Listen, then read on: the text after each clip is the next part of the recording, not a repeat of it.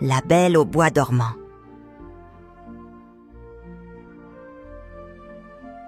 Il était une fois, dans un royaume paisible, un roi et une reine qui n'avaient pas d'enfants. Ils désiraient plus que tout avoir un héritier. Mais le temps passait et leurs rêves restèrent vains.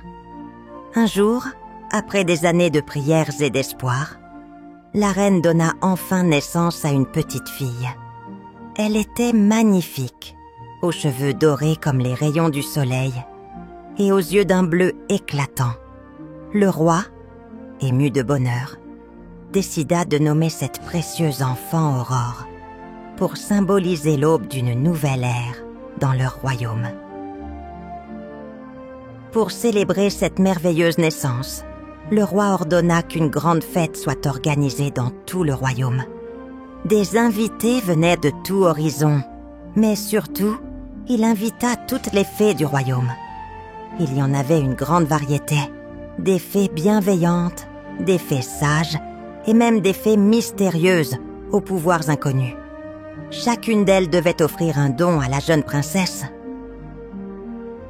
Lorsque la fête battait son plein, les fées se succédaient pour offrir leurs dons. La première, la fée Carabosse, donna à Aurore la beauté. La deuxième, la fée Lumina, lui offrit une grande intelligence. La troisième, la fée Serena, lui donna la grâce et la gentillesse. Chaque fée apportait un cadeau magnifique et unique. Mais alors que tout semblait parfait, une fée plus âgée et oubliée, nommée Maléfique, entra dans la salle d'un pas lourd. Elle n'avait pas été invitée à la fête, et sa colère était palpable. « Comment osez-vous célébrer sans m'avoir invitée ?»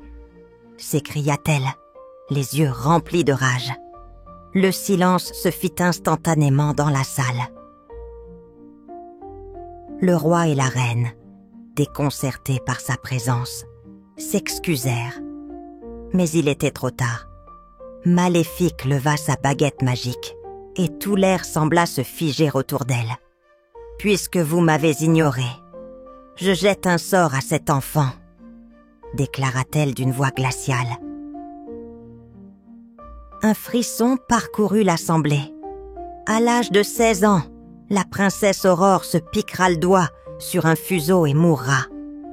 Maléfique éclata d'un rire sinistre, et la lumière de la salle sembla s'éteindre. Le roi et la reine furent dévastés. Mais avant qu'ils n'aient eu le temps de réagir, une des fées présentes, la fée Luminia, prit la parole. « Maléfique, je ne peux pas annuler ton sort, mais je peux l'adoucir, » dit-elle, la voix calme mais déterminée. Aurore ne mourra pas. Elle tombera dans un profond sommeil jusqu'à ce qu'un prince vienne l'éveiller par un baiser d'amour véritable. Malgré cette parole rassurante, le cœur du roi et de la reine était lourd de tristesse. Le destin semblait cruel. La fête se termina dans une ambiance de tristesse et de doute, et la reine, les yeux pleins de larmes, berça tendrement sa fille, espérant que l'avenir serait moins sombre qu'il ne le paraissait. « Nous ferons tout pour protéger notre fille, » murmura le roi. Un espoir ténu brillait dans ses yeux. Mais le sort avait été lancé, et rien ne pourrait l'effacer. Les jours passèrent, et la tristesse pesait lourdement sur le cœur du roi et de la reine. La princesse Aurore grandissait, belle et gentille, comme l'avaient prédit les fées bienveillantes. Mais la malédiction de la fée maléfique planait toujours sur elle, comme une ombre menaçante. Chaque jour, les parents d'Aurore veillaient sur elle avec une attention redoublée, et l'inquiétude ne les quittait jamais. Le roi, déterminé à protéger sa fille, ordonna que tous les fuseaux du royaume soient détruits. « Aucun fil, aucun fuseau ne doit entrer dans ce château », déclara-t-il fermement à ses conseillers. « Tant que ma fille est ici, il n'y a pas de place pour le danger. » Les années passèrent et la princesse Aurore grandit entourée de soins et d'amour. Cependant, la malédiction de Maléfique semblait inévitable, et chaque année, à l'approche du 16e anniversaire d'Aurore, l'angoisse des parents grandissait. Ils s'efforçaient de maintenir leur fille à l'abri du monde extérieur. Mais ils savaient que l'ombre du destin restait présente. Un matin, alors que la princesse se promenait dans les jardins du château, la fée Luminia, celle qui avait adouci le sort, vint la voir en secret. Elle avait un air grave, comme si elle portait un fardeau invisible. « Majesté, dit-elle doucement, il est temps que je vous parle. Le sort lancé par Maléfique ne peut être annulé, mais il peut être modifié. Vous devez comprendre que la princesse ne mourra pas. Mais il y a une autre épreuve qui l'attend, et cette épreuve sera la clé de son salut. » Le roi écouta attentivement, et la reine, les yeux remplis de larmes, attendait des nouvelles réconfortantes. La fée poursuivit. La princesse devra faire face à son destin, mais tout n'est pas perdu. Si elle est protégée et aimée, le charme de la malédiction sera brisé. « Mais comment ?» s'écria le roi. « Comment puis-je protéger ma fille de ce sort maléfique ?» Sa voix tremblait de désespoir. La fée Luminia le regarda droit dans les yeux. « Vous devez la garder loin de tout danger, loin de toute tentation. Ne la laissez pas entrer en contact avec des objets liés au fuseau. Et surtout, vous devez lui transmettre un amour véritable, un amour pur, celui qui brise toutes les malédictions. » Le roi hocha la tête, mais une inquiétude persistait dans ses yeux. Et si, malgré tout, le sort se réalisait? Luminia répondit, sa voix douce mais ferme. « Si le sort devait se réaliser, sachez que la princesse tomberait dans un sommeil profond, mais elle ne mourra pas. Et alors, seul un prince au cœur pur pourra la réveiller. » Le roi et la reine, bien que réconfortés par les paroles de la fée, ne purent s'empêcher de se sentir impuissants. Le destin semblait inéluctable, mais ils suivirent les conseils de Luminia, et Aurore vécut ses années d'enfance dans l'isolement du château, protégée des dangers du monde extérieur. Cependant, malgré les précautions prises, la fée Maléfique, avec son esprit malicieux, n'abandonna pas son projet. Elle observait le royaume dans l'ombre, attendant le moment où le destin pourrait frapper. Son désir de vengeance brûlait toujours en elle. « Il croit pouvoir échapper à mon sort », murmura-t-elle dans la pénombre de son repère. « Mais le destin ne peut être arrêté. » Ainsi, tandis que le royaume se préparait à célébrer le 16e anniversaire d'Aurore, la fée Maléfique complotait déjà son plan. L'avenir semblait incertain, et personne ne savait si la princesse pourrait échapper à l'inévitable. Le jour tant redouté arriva enfin. Aurore, désormais une jeune fille de 16 ans, vivait dans un monde empli de joie et de sécurité, grâce aux précautions extrêmes prises par ses parents et les conseillers royaux. Les fuseaux avaient disparu du royaume, et l'atmosphère autour d'Aurore était douce, presque magique, comme si la princesse elle-même était protégée par une force invisible. Pourtant, un sentiment d'inquiétude persistait parmi les habitants du château, même si personne n'osait en parler. Le matin de son 16e anniversaire, Aurore se leva avec un sentiment étrange, comme si un événement imminent allait se produire. Le soleil brillait à travers les fenêtres, et le vent doux du matin apportait avec lui un parfum de fleurs. Pourtant, dans l'air régnait une tension silencieuse, une prescience du destin qui attendait son heure. « Joyeux anniversaire, ma chère Aurore !» s'écria la reine en entrant dans la chambre de sa fille. Elle s'approcha de son lit avec un sourire. Mais dans ses yeux, un éclat d'inquiétude se faisait discret. « Tu grandis si vite ?» Aurore sourit, touchant les mains de sa mère. « Merci, maman.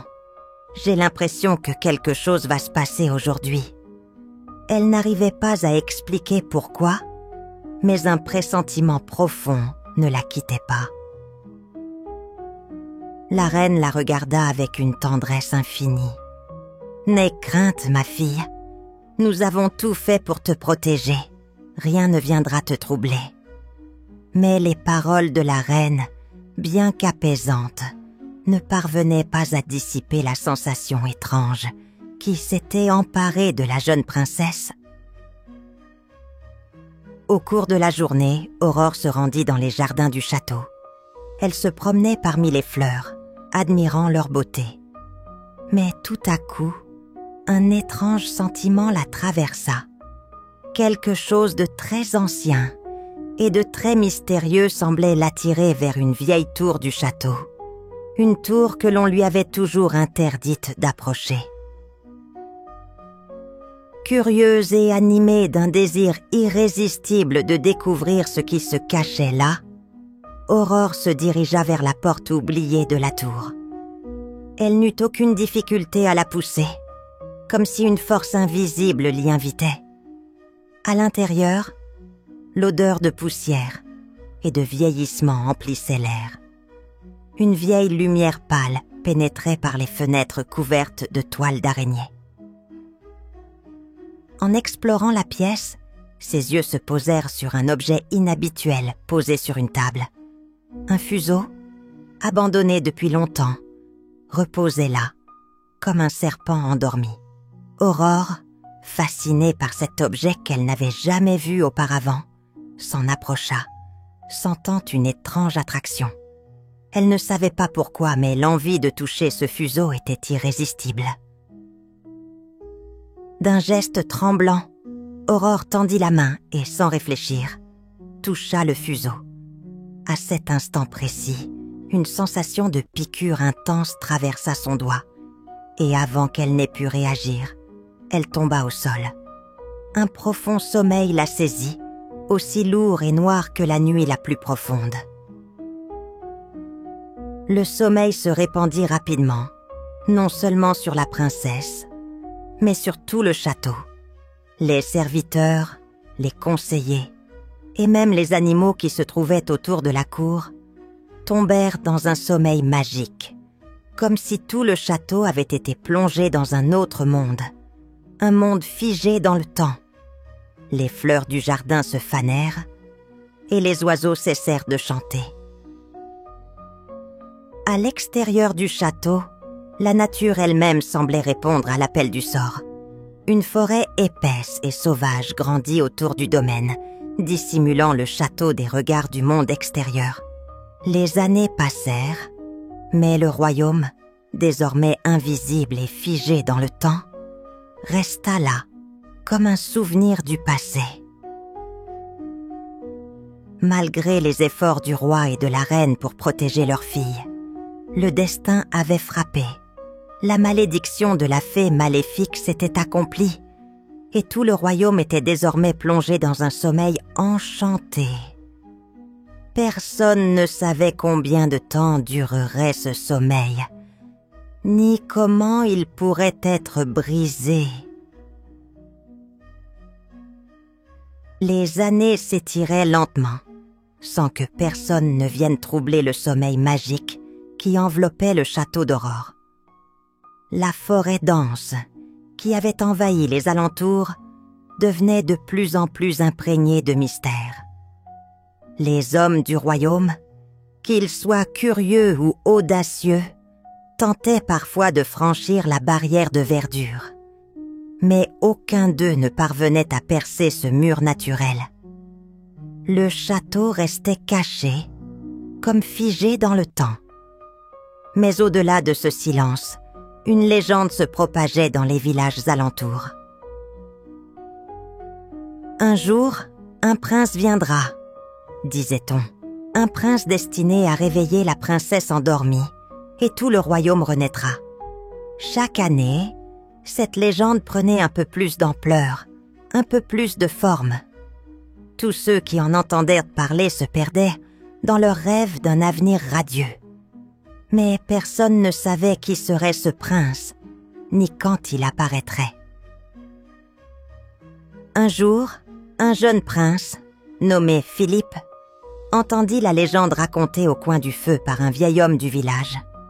Curieux et touché par la beauté du conte, il décida qu'il devait partir à la recherche de ce château endormi. Ce château, ce royaume, je dois le découvrir, dit-il à ses parents, sa voix pleine de détermination. Le roi et la reine, bien qu'attristés par les dangers potentiels de l'aventure, ne purent que lui donner leur bénédiction, persuadés qu'il était celui qui était destiné à briser le sort. Le prince Philippe, courageux et plein d'espoir, monta son cheval et se lança dans un voyage difficile. Jour après jour, il traversa des forêts, franchit des montagnes, mais la mystérieuse forêt qui entourait le château restait imprenable. L'aventure semblait sans fin, mais le prince ne se laissa pas décourager. L'idée d'Aurore, dormant dans un sommeil éternel, le poussait à avancer. Un matin, après plusieurs semaines d'efforts, Philippe arriva enfin à l'orée de la forêt épaisse. Il aperçut, au-delà des arbres, la silhouette du château, immobile et silencieux. Il s'approcha avec précaution, sentant la magie qui imprégnait l'air, et traversa la forêt, guidé par une force invisible. À chaque pas, il ressentait une étrange sensation de destin, comme si tout l'avait mené jusque-là. Enfin, il se retrouva devant les portes du château. La végétation dense semblait l'avoir protégé du monde extérieur pendant un siècle.